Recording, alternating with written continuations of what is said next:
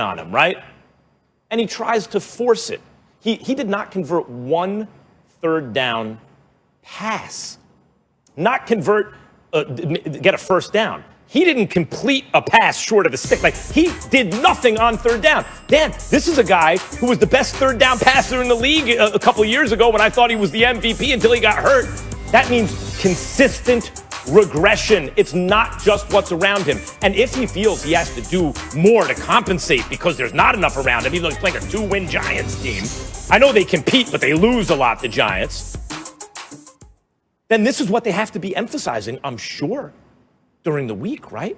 Like, don't try. We just need you to not try to do too much all the time. Remember what happened last week? He gets in post-game presser and he's talking about this is probably always going to be my problem throughout my career. This is just the way we do things around here. Really? Because a couple weeks ago I said, given his level of talent and his age, it'd be irresponsible, like, to move on from him.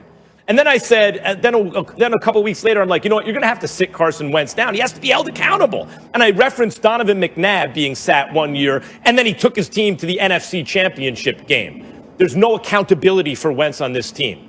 I don't know if it's because he has the owner's ear or what it is, but there's no accountability. He can basically do whatever he wants, which is why the kind of mistakes he makes don't get fixed. Mm-hmm. He was once again outplayed by the opposing quarterback. He is outplayed every single week by the opposing quarterback. He's never posted a quarterback rating better than the opponent this year.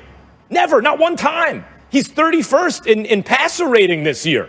So and by the way, I identified the regression in the second half of last. I'm actually proud of myself. I apparently saw it, and Orlovsky, who's one of the best, didn't see it.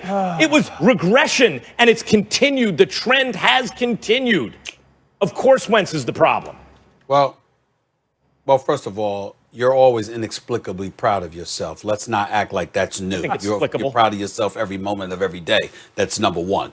Number two, it's always a hard subject for me to tackle on this show, Molly, Dan Orlovsky, when it comes to Max, because on one hand, I totally disagree with him about Carson Wentz. On the other hand, I'm so proud of him for sticking to this one point. It almost brings tears to my eyes. He has not wavered, not one bit. Nope. The ultimate waffler has not wavered. He has been consistent in his position about Carson Wentz, and it makes me so proud of him that he hasn't danced like the late Fred Astaire or moonwalked like Michael Jackson. I got to give Max credit for that. He is consistent with this Carson Wentz thing, but he's wrong, and here's why he's wrong. Max Kellerman yesterday. Carson Wentz got popped 13 times. 13 times this man got hit yesterday, okay? I mean, they were all over him. There was no protection from the offensive line. You had Jason Kelce out of the shotgun spot that couldn't snap the damn ball high enough, okay? Kept snapping the ball low. That was problematic. They don't protect them. The receivers aren't getting open all the time. Sometimes they're open and Carson Wentz does miss them. But obviously, most of the time, that's not the case. And then you got the combination of Sanders and Scott running the football. Is there something wrong? I mean, did Miles Sanders do something to somebody? The brother's averaging about 6 yards a carry. He averaged about 5.7 yards a carry yesterday. And oh, by the way, the combination of the two was running the football effectively, yet Doug Peterson decides to give them the ball 18 times. You would think the way that Carson Wentz has been playing, the way that he has struggled, how you've got somebody like Max targeting him every single damn week. Sometimes he gives them reasons to do so. Sometimes he doesn't. You got problems on your offensive line. You would think, in terms of pass protection, you would think you would run the football more, but you never has. Did y'all know that Miles Sanders has never had a 20-carry game in his entire 23-game career in the National Football League? I don't know what the hell Doug Peterson is thinking. We ain't even getting into their defense. We're not even getting into how their linebackers look. We don't even know if they have one. We don't even think about what their secondary looks like. Everything seems discombobulated, and that's why before I even get to Carson Wentz, I got to get to Doug Peterson. Listen, I like the man. I'm fond of him. I think about him winning the Super Bowl with Nick Foles as his quarterback. But ever since that time, let's take into account and just really nail it down here, guys. There's problem at the quarterback position. There's problem at the offensive line position. There's problem with your decision making because you don't run the football as much as you should. There's problem on the defensive side of the ball, particularly with your linebackers and in your secondary. There's problems schematically. Damn, That's a whole lot of problems. I mean, on both sides of the ball, it would be one thing if it's just one thing where I could point to the offensive line coach, or this one thing where I could point to the secondary coach, or the defensive coordinator, or the offensive coordinator. Everywhere you look with the Philadelphia Eagles, there's a problem. And that's why I think Doug Peterson is in a world of trouble. The way things are going right now, if it was just a quarterback, it would be Carson Wentz. But because of all of those things, right now, if Doug Peterson doesn't get this ship turned in the right direction, he might be out of a job at the end of this season. You know, when I started into this business, I did not think that Stephen A's football knowledge was significantly greater than Max's. And after that last 3 minutes, I realized how much more football Stephen A knows than Max. All right, so Max, I'm kind of rip apart your argument. It's right now the biggest problem with the Philadelphia Eagles is their coaching. Okay, so you point, no. You point to the first 3rd and 3, right? That throw to Rager. It's a pick route, Max. It's a one-man route. There is no read. You are trying to pick the outside defender. They ran it against San Francisco twice. They actually ran a very similar play on 4th down 3 plays before. There is no read there. It's catch and throw. Philly should just hire you. Molly, I've got 7 points I'm going to make. Just saying, they should. Needs more power on this team. They should just hire. I've got 7 points I'm going to make. Second of all, you had 2 weeks off. And this was the plan to start the game. Like, this was the way that you wanted to come out after 2 weeks off with preparation against the 2-win team. This was the best plan that you can put together to win the football game. Second of all, stop with all the 2-point conversions. They're not needed. You don't get more points throughout the game with more 2-point conversion attempts and successes. There's no point to continuously go for 2-point conversions. I understand analytics play their part. When they play their part, all the 2-point conversion love isn't there, and you're running the consistent same plays. Number 3, stop with the use of Jalen Hurts. It's not working.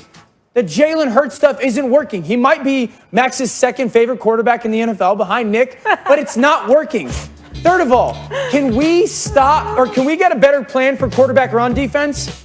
Did you guys not practice defending quarterback run over the past 2 weeks? Because the last time you played the Giants, Daniel Jones lit you up in it, and they go right down the field their first drive of the game and score off quarterback run.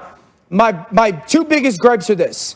The 4th down, the 4th and 10 to end the game, you could pick anybody on the Giants defense to throw at except for Bradbury.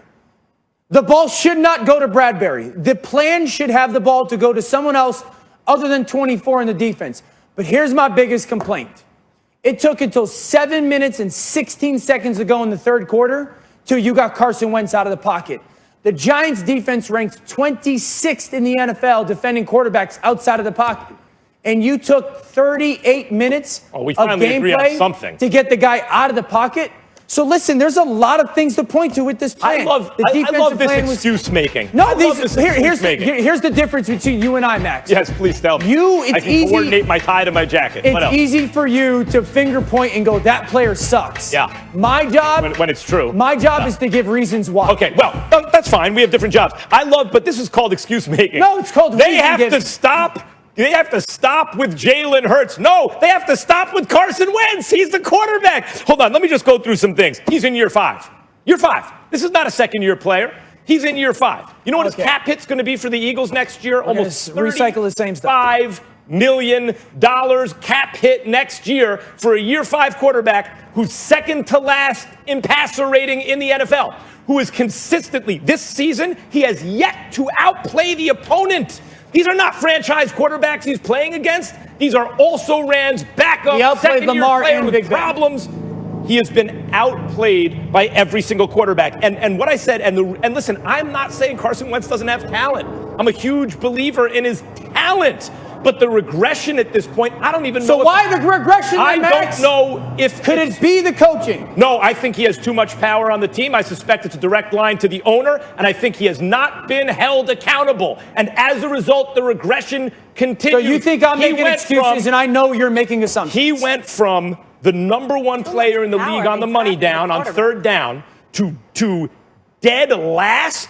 He's he has 0-0 on the money down. He was 0 against the Giants yesterday, a weak NFC East opponent. That defense is a top 10 defense. It's still happening. The Giants are a top 10 defense. Is it still happening, yes or no? Is Wentz, the regression that I identified last year, is it continuing this year, yes or no? No. Oh, God. Impervious to reality. Stephen A., I stick to my guns, so you're aware. I stick to my point when the evidence supports my point. That's why I'm still on Carson Wentz. When it doesn't support my point, I change my mind. Well, you can say that, and I get where you're coming from. The problem is you usually have 6 or 7 points, and we're trying to remember which one you were making. They're all great points. This one we do remember all the time, which is what I like. I see. All right, we got to leave it there. All right, when we come back here on First Take.